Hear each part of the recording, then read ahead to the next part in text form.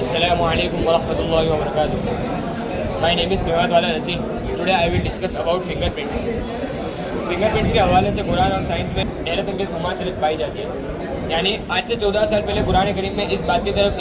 اشارہ کر دیا تھا کہ انسان کے فنگر پرنٹس منفرد یعنی کہ الگ الگ اور مخصوص ہوتے ہیں، جبکہ جدید سائنس نے اس بات کو 19ویں صدی کے آخر میں تحقیق کیا ہے. اللہ تعالیٰ نے قرآن کریم میں سورۃ قیامہ میں ارشاد فرمایا اَيَحْسَبُ الْإِنسَانُ أَن لَّن نَّجْمَعَ عِظَامَهُ بَلَىٰ قَادِرِينَ عَلَىٰ أَن نُّسَوِّيَ بَنَانَهُ. یعنی کہ یہ انسان یہ گمان کرتا ہے کہ اس کے ہڈیوں کو دوبارہ جمع نہیں کر سکتے، تو اللہ تعالیٰ نے فرمایا نہیں، ایسا نہیں ہے، بلکہ ہم تو اس پر بھی قدرت رکھتے ہیں کہ اس کی انگلیوں کے جو پور یعنی کہ جو فنگر ٹپس ہے اس کی کوئی پہچان نہیں ہے، اس کو بھی ہم بالکل درست کر دیں گے. تو عَلَىٰ أَن نُّسَوِّيَ بنانے سے اس بات کی طرف ارشاد فرما رہے ہیں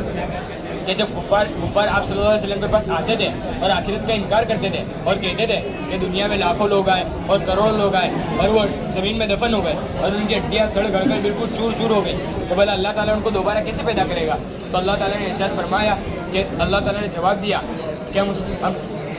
صرف اس کی ہڈیوں کو جمع نہیں کریں گے، بلکہ ہم تو اس بات پر بھی قدرت رکھتے ہیں کہ جو اس کی انگلیوں کے پور یعنی کہ جو فنگر پرنٹس ہے اس کی کوئی پہچان نہیں ہے، اس کو بھی ہم بالکل درست فرما دیں گے. تو یہ اللہ تعالیٰ کی قدرت ہے کہ اللہ تعالیٰ نے انسانوں کے فنگر پرنٹس کو منفرد یعنی کہ الگ الگ بنایا، اور الگ الگ بنانے کی بھی کئی اہمیت ہے، جیسے کہ کتنے سرکاری کاموں میں فنگر پرنٹس کا استعمال کیا جاتا ہے اور یہ ہر شخص کے پاس بالکل ڈی این اے کی طرح خاص ہے، اور یہ لاک وغیرہ میں بھی استعمال کیا جاتا ہے، اور جب سے بچہ پیدا ہوتا ہے تب سے لے کر اس کی موت تک کے فنگر پرنٹس میں کوئی تبدیلی نہیں آتی. تو یہ قرآن کا ایک معجزہ ہے کہ اللہ تعالیٰ نے اس بات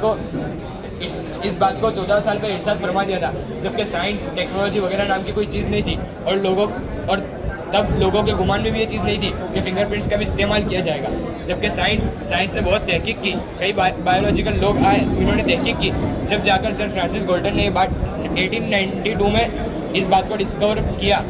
کہ دو شخص کے فنگر پرنٹس ایک جیسے نہیں ہو سکتے، یعنی کہ منفرد ہوتے ہیں، الگ الگ ہوتے ہیں. تو یہ قرآن کریم کے ایک سچے ہونے کی دلیل ہے کہ اللہ تعالیٰ نے اس بات کو 14 سال پہلے ارشاد فرما دیا تھا.